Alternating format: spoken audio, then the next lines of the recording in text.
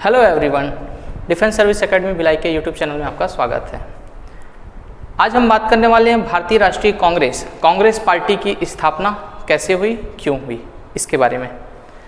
वैसे सभी को पता है कि कांग्रेस की पार्टी की जो स्थापना है वो बहुत समय पहले अंग्रेजी शासनकाल में ही हो गई थी। लेकिन ऐसे क्या कारण है कि लॉर्ड डफरिन ने भारतीय राष्ट्रीय कांग्रेस की स्थापना की इजाज़त दी, वो भी उस समय जब अंग्रेजी सत्ता भारत में चरम सीमा पर पहुंची हुई थी, हमारा देश गुलाम था। उसके बाद भी कांग्रेस पार्टी के निर्माण की कैसे अनुमति मिल गई, और ऐसे बहुत सारे सवालों के जवाब आज की वीडियो में हम देखेंगे। यूँ तो कांग्रेस पार्टी की बात करें तो उससे पहले कुछ राजनीतिक संस्थाएं और किस प्रकार से बनी उसके बारे में चर्चा करते हैं। ऐसे कौन से कारण थे कि कांग्रेस पार्टी का ही निर्माण हुआ और कैसे बनेंगे, इसमें हम देखते हैं। कांग्रेस पार्टी के निर्माण से पहले जो राजनीतिक सिस्टम है हमारे यहाँ, वो कैसे हुआ था। राजनीतिक गतिविधियाँ 19वीं शताब्दी के उत्तरार्ध में ही इसकी शुरुआत हो गई थी। 1857 की क्रांति में बहुत सारे पढ़े लिखे जो भारतीय हैं, हालांकि उन्होंने भाग नहीं लिया था, लेकिन एक राजनीतिक संगठन बनाने की जो उम्मीद जागी वो 1857 की क्रांति से ही मिली। उससे ही भारतीय लोगों ने एक राजनीतिक दायित्व और दबाव उत्पन्न करने के लिए कैसे काम किया जाए वो सीखा 1857 की क्रांति के साथ। इसकी शुरुआत होती है 3 चरणों में। हम जानते हैं भारत में जो पोर्ट वाला हिस्सा है, बंदरगाह, ये कुछ ऐसा है। तो हम देखेंगे कि बंगाल,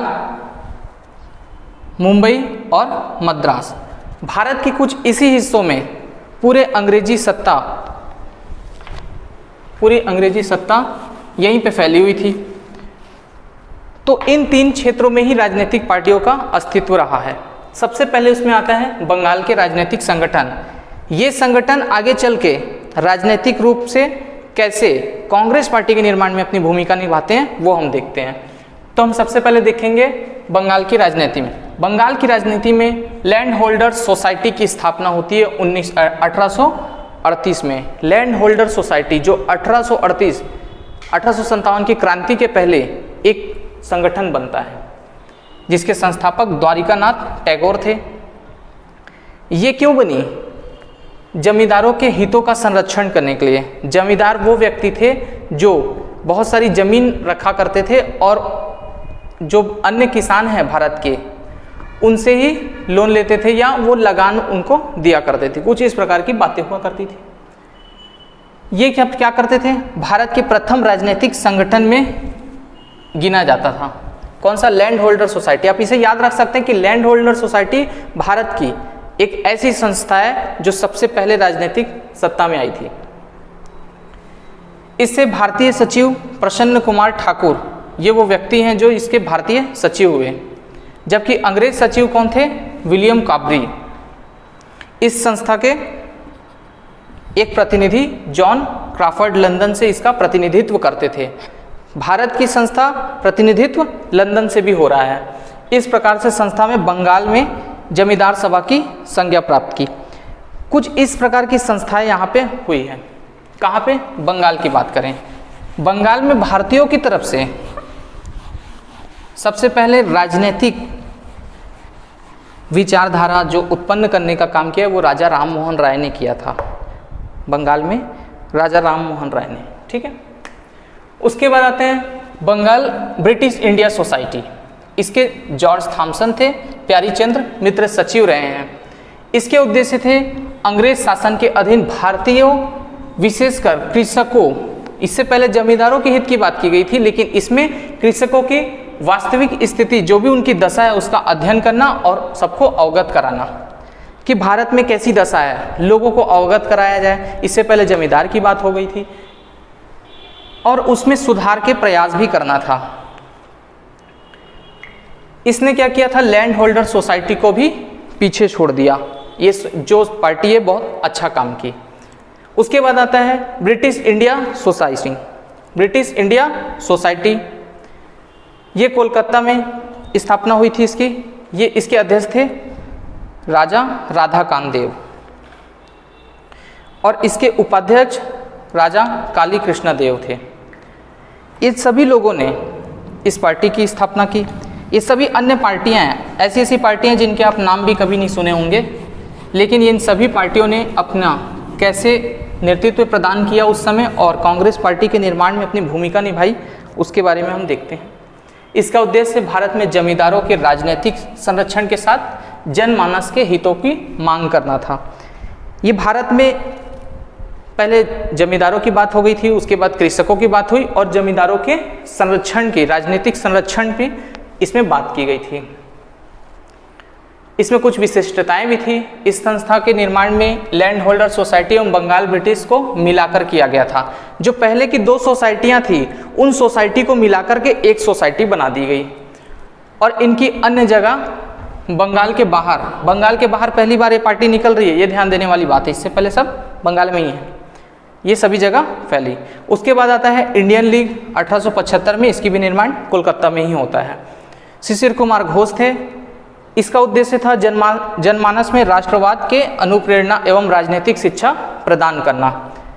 भारतीयों के अंदर राजनीतिक शिक्षा कैसे प्रदान किया जाए। भारत के लोग तो अपने आप में जूझ रहे हैं, अंग्रेज उनका शोषण कर रहे हैं, लेकिन उनको राजनीतिक हितों के बारे में कैसे पता चलेगा, उसके लिए इस पार्टी का निर्माण किया गया था, वह है इंडियन लीग।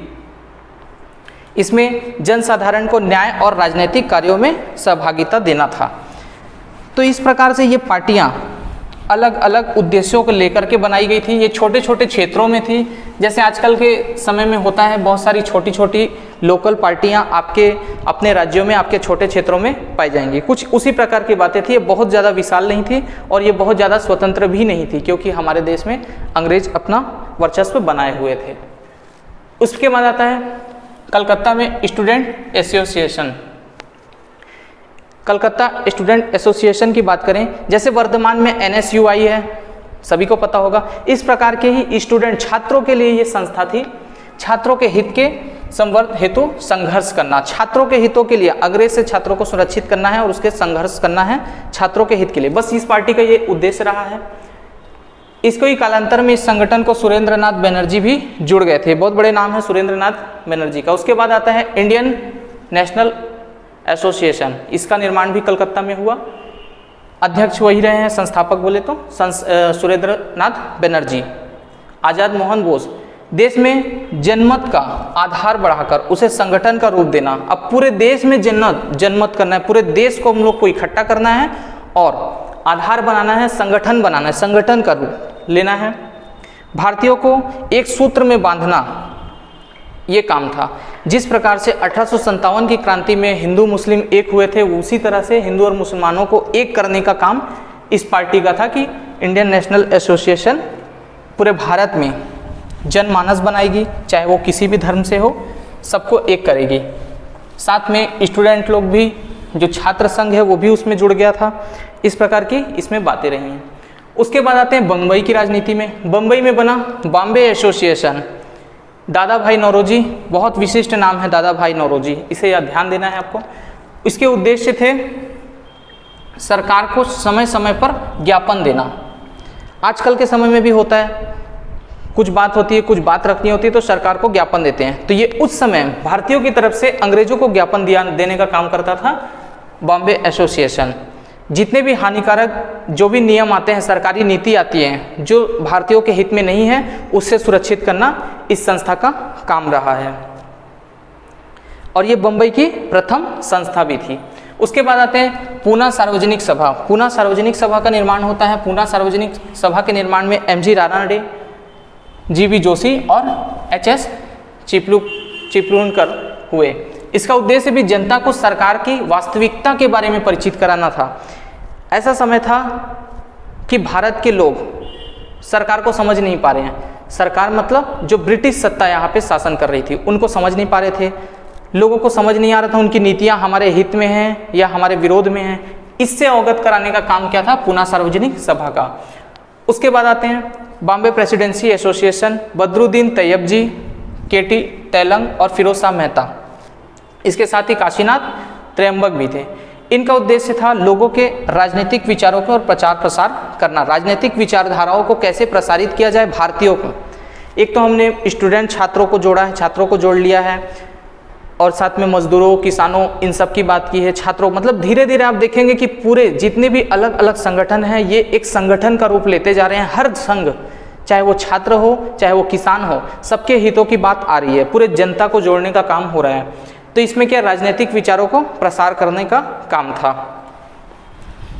बहुत सारी कमियां थी, जैसे किसानों को लेकर के थी, किसानों के हित को लेकर की थी, इन सभी कमियों को भी दूर करने का काम कर रहे थे सरकार के ऊपर।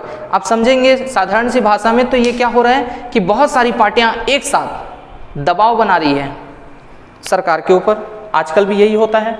उसके बाद आते हैं मद्रास की राजनीति में। मद्रास में नेटिव एसोसिएशन, गुजुलक्ष्मी नेरसुट चेट्टी, ये वो व्यक्ति हैं जो संस्थापक थे।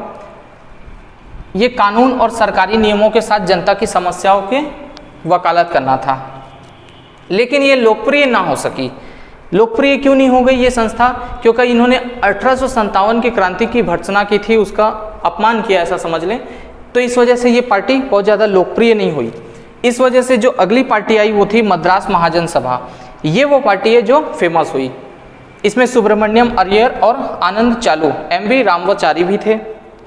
इसने क्या किया था? संगठनों के कार्यों को समन्वित करना एवं महाजनों और किसानों के बीच संघर्ष को रोकना था। महाजन ये वही लोग हैं जो लगान लिया करते थे किसानों को, अपने जो भी कर्ज है, लोन है जो बोलते हैं, वो सब देने का काम करते थे। तो इन दोनों के बीच में आपस में ही संघर्ष चल रहा था।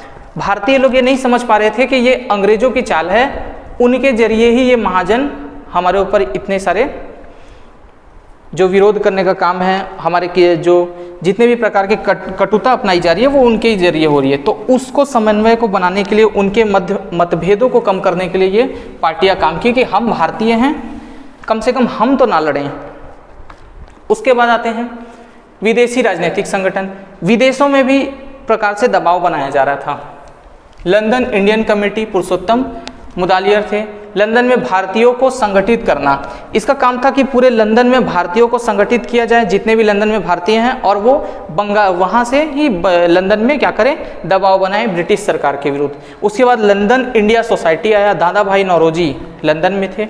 W.C. बनर्जी, इसमें भी जितने भी राजनीतिक, सामाजिक और सांस्कृतिक विषयों पर क्या करना, विचार करना और उसके उत्थान के लिए कदम उठाना इसके काम थे। ये भी क्या है, लंदन की पार्टी, लंदन में ही क्या कर रहे हैं, सब इस प्रकार की पार्टी बना रहे हैं। अब आप सोचिए कि उस समय लंदन में जाकर के पार्टी का निर्माण कर रहे हैं सरकार के ऊपर मात्र प्रेशर बनाने के लिए, और ये कोई लड़ाई नहीं कर रहे हैं, किसी से कोई लड़ना नहीं, कोई बंदूक नहीं, कुछ नहीं, ये सिर्फ सरकार के ऊपर मेंटली प्रेशर, मानसिक तनाव और मानसिक दबाव बनाने का काम कर रहे हैं।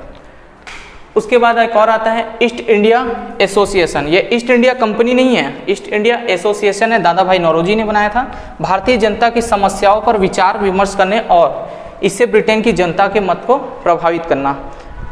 ब्रिटेन की जितनी भी जनता थी उन्हें अवगत कराना, भारत की जितनी दुर्दशा कर रहे हैं ये ब्रिटिश के लोग, इनकी बारे में वहाँ की जनता जान जाएगी तो जनता वहाँ के सरकार का विरोध करने लगेगी। तो ये सब काम जो कर रहे थे दादा भाई नौरोजी बाहर के जरिए कर रहे थे, विदेश के जरिए।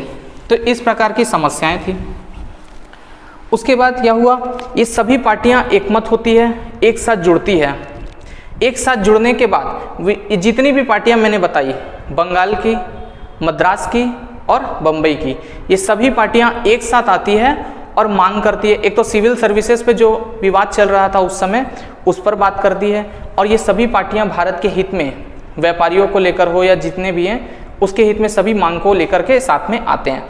तो वहाँ से इनको समझ में आता है कि हम क्यों इतने सारी पार्टियां बने हुए हैं और हम सब एक पार्टी बन जाए, ऐसे इनके विचार थे। लेकिन भारत में एक पार्टी बनाना तो असंभव था।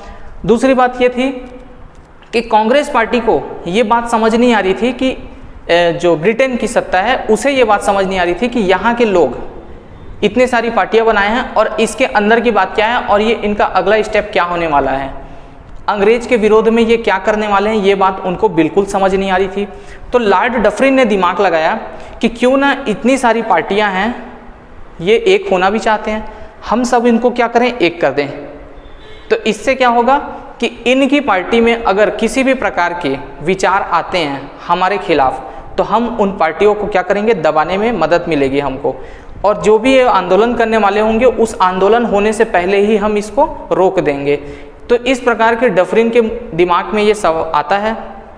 उसके बाद वो A.O. ह्यूम जो अंग्रेजी नागरिक हैं वो भी उनको ये बात बताते हैं और हमें ये करना है। तो उस प्रकार से निर्माण होता है भारतीय राष्ट्रीय कांग्रेस का। भारतीय राष्ट्रीय कांग्रेस का निर्माण उन्होंने इसलिए नहीं किया था कि हमें विरोध का सामना करना पड़े, वो उनकी एक कूटनीतिक चाल थी अंग्रेजों की कि ऐसा हुआ करते हैं इन सभी पार्टी को हम एक पार्टी में कन्वर्ट कर देते हैं, अब इनको विवाद जो भी विवाद होंगे हमारे बीच इनको दबाना बहुत ही आसान होगा। जैसे हमने 1857 की क्रांति का दमन कर दिया वैसे ही अभी जो चल रहा है उसे भी हम दमन कर देंगे। कुछ इस प्रकार के विचार को लेकर के वो पार्टी के निर्माण की हामी भरते हैं। तो उसमें स्थापना होती है 28 दिसंबर 1885 को बम्बई में गोकुलधाम तेजपाल संस्कृत विद्यालय बम्बई में है। इसके संस्थापक एलन एक्टोवियन ह्यूम ये उसी समय सचिव भी थे, इसी कांग्रेस पार्टी के पहले संस्थापक बने। इसके पहले अध्यक्ष बने व्योमेश चंद्र बनर्जी, और भी इसके साथ सदस्य थे। इसमें टोटल 72 सदस्य थे, जिसमें से कुछ विशेष सदस्य हैं दादा भाई नौरोजी, फिरोज शाह मेहता, राघवचारी और एस सुब्रमण्यम आदि, ये सब विशेष लोग थे। अब जो कांग्रेस पार्टी का काम था, कांग्रेस पार्टी का काम चुनाव लड़ना और इस प्रकार की किसी प्रकार नहीं था। कांग्रेस पार्टी का तो प्रारंभिक उद्देश्य था कि देश को अंग्रेजों से आज़ाद किया जाए। कैसे आज़ाद करेंगे, उसके लिए देश हित के लिए लगन से काम करने वाले जो भी लोग हैं उनके ऊपर घनिष्ठता बनाना, उनको सबको एक सूत्र में बांधना। सामाजिक महत्व के प्रश्नों पर जो भी सामाजिक महत्व होंगे उसमें परिपक्व सम्मतियों द्वारा प्रामाणिक तथ्यों का संग्रह। जितने भी हम किसी के ऊपर आरोप लगाते हैं या कुछ भी करते हैं अंग्रेजी शासन के ऊपर, तो हमको प्रमाणित तथ्य चाहिए जिससे हम उसमें काम करेंगे। इसके साथ ही दिशा निर्देशों को जारी करना जिसके द्वारा देश के राजनीतिक देश हित में कार्य करें। जितने भी राजनीतिज्ञ थे वो सभी देश हित में कैसे काम करेंगे। अब प्रारंभ में क्या था, मैंने जितनी सारी पार्टियां बताई वो सब छात्र संघ अलग लड़ रहे हैं, किसान वाले अलग लड़ रहे हैं, साउथ वाले अलग लड़ रहे हैं और वो बंगाल वाले अपना अलग चला रहे हैं। तो ये आप देखेंगे कि डाइवर्सिटी इतनी ज़्यादा है कि लोग टुकड़ों में लड़ रहे हैं। अब इससे हो क्या रहा है, उनका दमन आसानी से हो जा रहा है। और वो ऐसा लड़ाई भी नहीं कर रहे थे, एकदम आंदोलन बहुत व्यापक तौर पे पूरे भारत में एक साथ हो तब काम होता है, लेकिन ऐसी कोई भी बात नहीं थी।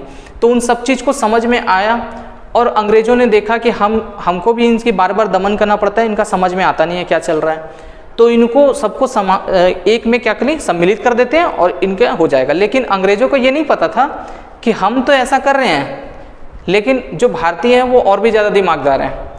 तो भारतीय लोगों ने क्या किया, ठीक है साहब बना लेते हैं करके बना लिया, पार्टी बना ली। अब ऐसी बात थी कि ये बोलते कुछ थे और करते कुछ थे। जैसे कि हम बात करें कि एक साथ जब सबको मना कर दिया गया कि सब एक साथ नहीं बैठेंगे, तो गणेश उत्सव प्रारंभ हो गया।